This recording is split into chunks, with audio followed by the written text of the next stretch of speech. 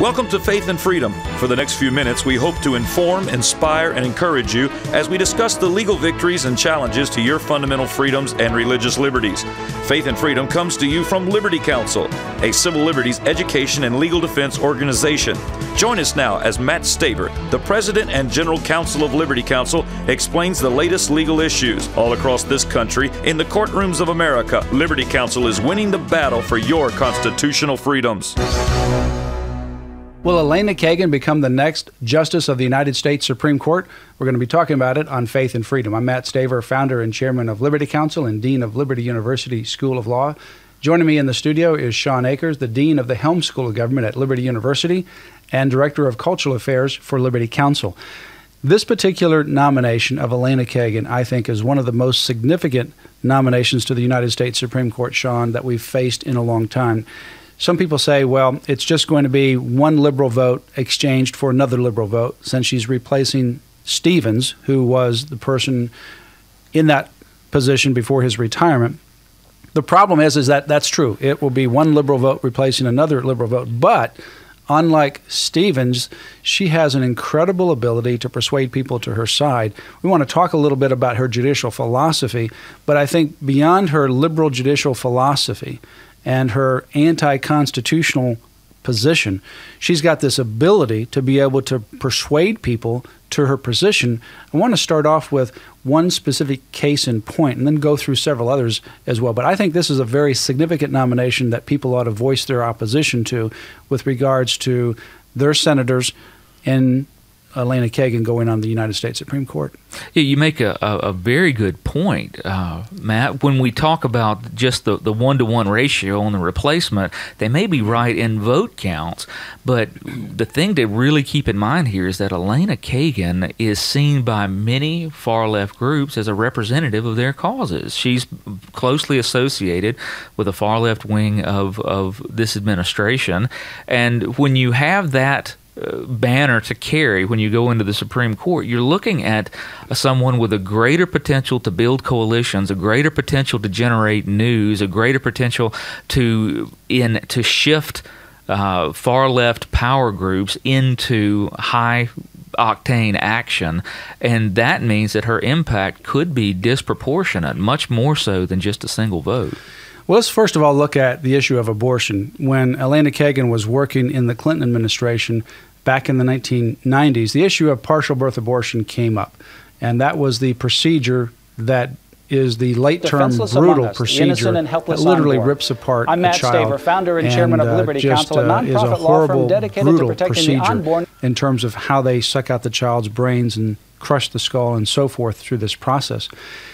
Well, the American College of Obstetricians and Gynecologists, which is a professional organization, came out with an opinion on partial birth abortion. And in that opinion, ACOG said that partial birth abortion is never medically necessary.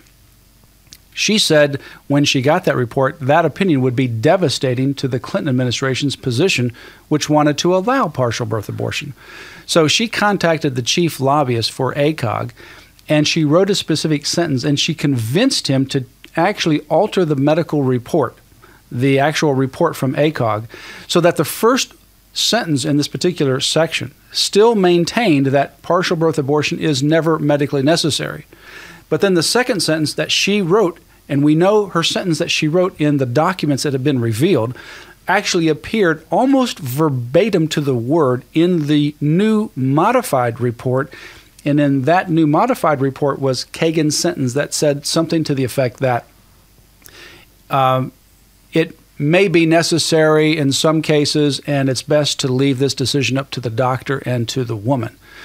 It was that particular altered part of the report from Kagan herself that was relied upon by the United States Supreme Court in 2000 to strike down the partial birth abortion law as unconstitutional on the basis that there may be some situations in which it is the only procedure and it would be medically necessary. Contrary to the organization's opinion, contrary to medical evidence, and from 2000, when the law was struck down, until later on in 2007, we had partial birth abortion. Now, that ACOG report was not only relied upon by the Supreme Court in 2000 to strike down the law, but it was relied upon on the previous courts, the Court of Appeals, and also the district court to strike it down. So for a decade after the law was passed, it was struck down by the courts, relying upon this ACOG opinion that said it might be medically necessary in some cases. That opinion was altered by Kagan herself.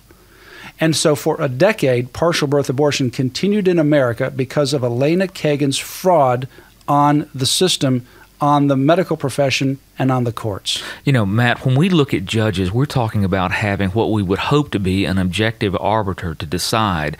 But what you've uncovered here, what you've pointed to here, is a level of both advocacy and sophistication in getting her own language in the ACOG report that's quite frankly staggering.